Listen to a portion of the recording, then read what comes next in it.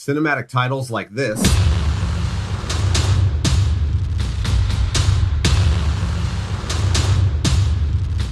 in about 2 minutes. Let's go.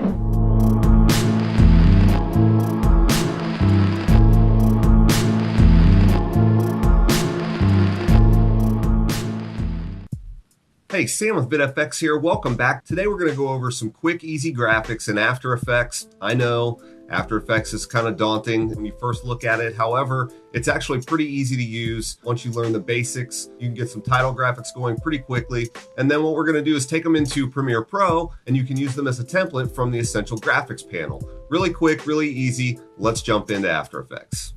All right, so once we're in After Effects, we're going to go over here to Composition and click on New Composition, and we're just going to name it Cine Text. We'll leave it at 1920 by 1080. Call it 2997 for a frame rate. We'll just make it 10 seconds long. Black background's fine. Just click OK. We're going to go in and right-click down here and go to New Text Layer. We're going to type out our text. Cinematic text, just like that. We're going to go over here to the character. If you don't see the character panel over here, just go up to Window, go down here, find character, make sure there's a check mark next to character, click on it, and it will show you the character. I'm in the default setup for After Effects, so it should show over here on the right hand side anyway. You're going to make your text size right around 70. Just highlight it, click in here, change it to 70, and then you're also going to go down here to paragraph, and you're going to make sure that the text is centered just like that. Not justified left, not justified right, but text is going to be centered in the middle. Then you can go up to Align. Just click on these little align tools right here. We're going to align it horizontally. We're going to align it vertically. It's going to put it right dead in the center of our screen for us. All right, so the next thing we're going to do is go up here to Animation. We're going to come down to Animate Text and go to Tracking. When you click on Tracking, it's going to give you the tracking options down here at the bottom. From there, we're going to set a keyframe for the tracking by clicking on the stopwatch next to tracking amount. That's going to set keyframes for both the tracking amount and tracking type. We're going to go before and after, and then we're going to leave that at 0 for the original tracking. And then we're going to go out to about 6 seconds or so, somewhere in there. And then we're going to just take this and change that number to like 35. Something like that. All right, and then the next thing we're going to do is click on here. We're going to hit S for scale. It's going to bring up scale. We're going to bring this all the way back here, and we are going to set a keyframe, and we're going to change this to 50 to start at 50%. And then we're going to go out to about 3.5 seconds or so, somewhere in there.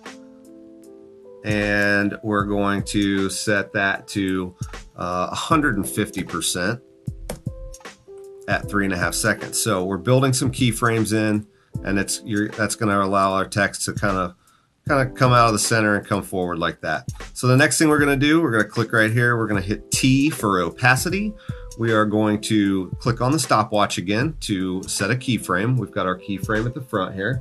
And then what we're going to do is we're going to bring this down to 0% right here. And then we're going to come out to around 5 seconds or so, maybe just, right around 5 seconds or so. And we're going to set the opacity to 100%. And then we're going to skip forward to about 5.5 seconds. And we're going to set another keyframe by clicking this little keyframe generator over here. And what it's going to do is it's going to leave the current setting. When you click on this, it'll leave whatever this is and set another keyframe at whatever you have the current setting at. So that's going to leave it at 100% at 5.5 seconds. Then we're going to move out to about 7 seconds, which will be, if you remember, we went out to 6 seconds with our longest animation. So we're going to take it out to 7 seconds, and we're going to take this back down to 0%, and you can see it kind of fades up, fades out with the tracking as it goes along. So if you hit play, here it comes, out, and then fades out again. So that's it for animation in this one. Super simple. What we're going to do is click on the text and we're going to hit the U. That's going to bring up all of our keyframes. So what we're going to do is we're going to select them all and we're going to hit F9 to easy ease them.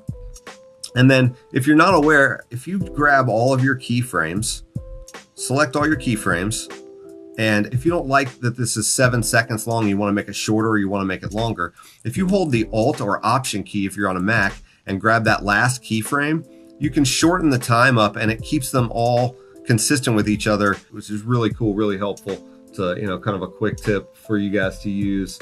The other option is if you wanted to move it out in your animation, you can just grab it and slide the whole thing out. But for now, we're just going to leave it set at the beginning of the clip. And then from there, what we're going to do is go up to Window and go down here to Essential Graphics. We're going to select the Cinetext, click on this Solo Supported Properties, and then you're going to go down here and drag your source text up. You're going to edit the properties. You're going to click on Enable Custom Font Selection, Enable Font Size Adjustment, and Enable Faux Styles. Click OK, and it's going to give you those options. We're going to set this as a motion graphics template so that we can import it into Premiere Pro and we can just use it over and over and over again. You can select the position. You could go up here and select all the tracking stuff. I like the tracking the way it is. I think it's a good tracking amount. As it stands now, it's going to be a 10-second clip with a 7-second animation when we bring it in. So once we've got that done, we're going to go up here and name it, and we're going to call it Cinetext. And then we're going to go down here and hit Export Motion Graphics Template. It's going to ask you to save the file first. You go ahead and save it. It's going to bring up this. We're going to give it a keyword and call it Cine, just like that. And then we're going to go to My Library and click OK. It's going to verify the fonts and it's going to be saved into our Essential Graphics panel. So the next thing we're going to do, we're going to open up Premiere Pro. So once we're in Premiere Pro, we come over here to the Essential Graphics tab. If you can't find the Essential Graphics tab, just go up here to Window, come down, click on Essential Graphics, make sure there's a check mark there, and it should be shown for you. So open that up. We can go to our Browse feature right here, and we can drop what we just created in After Effects down onto the timeline. And if we just scroll over a little bit and then come back, select the clip, come back up to the top, we can go on here and say in a time, click off of it, and there it is, in a time. And if we hit play, it'll play back just the same way the cinematic text did. All right, guys, that's it for today. If you like this video and you feel like you got some value out of it, hit that like button right there. It really helps us out more than you know, and we greatly appreciate it. Thanks again for watching, and we'll see you in the next one.